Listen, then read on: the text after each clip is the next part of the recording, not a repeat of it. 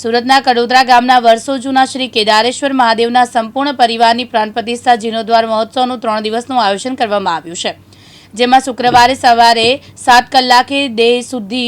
પ્રાયતી બાદ 9 કલાકે ગણેશ પૂજન, પંચાંગ કર્મ, કુટીર હોમ, 11 વાગે નગરયાત્રા જળદેવી પૂજન માટે નીકળી હતી, જેમાં ગામની કુમારિકાઓ અને મહિલાઓ મોટી સંખ્યામાં એક સરખા પરિધાનમાં સાથે જળ કળશ લઈને શિવ પરિવાર દેવની પ્રતિમા સાથે નીકળેલી શોભાયાત્રામાં જોડાઈ હતી,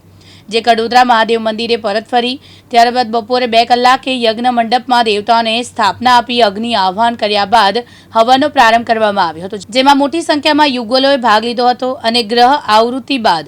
તમામ દેવોની પ્રતિમાઓને જલાધિવાસ સ્થાપત્ય દેવોને આપવામાં આવ્યું હતું। આમ પ્રથમ દિવસે પ્રાણ પ્રતિષ્ઠા મહોત્સવમાં કડોદરા નગરપાલિકા ભક્તિલીન થઈ જતા ઉત્સવ મનાવવામાં આવ્યો છે, જેમાં આવતીકાલે રવિવારના રોજ વિવિધ ધાર્મિક વિધિઓ ઉપરાંત રાત્રે મંદિરના લાભાર્થી ડાયરાનું પણ આયોજન કરવામાં આવ્યું, જેની પૂર્ણાહુતિ સોમવારના રોજ થશે।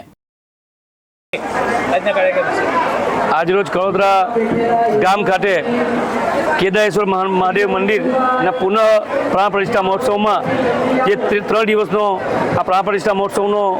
કાર્યક્રમ રાખવામાં આવેલ છે, જેમાં પ્રથમ દિવસે કડોદરા ગામ દેસાઈ ફળિયું, પટેલ ફળિયું, હળપતિવાસ, ખોડિયારનગર, મગનજી પાકની બહેનો મોટી સંખ્યામાં કળશ યાત્રા દ્વારા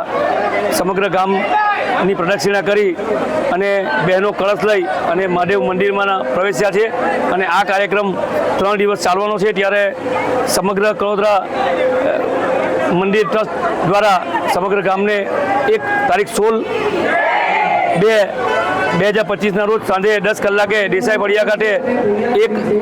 આ મંદિરના લાભાર્થી ડાયરાનું આયોજન કરવામાં આવ્યું છે। એમાં પણ સૌ મિત્રોને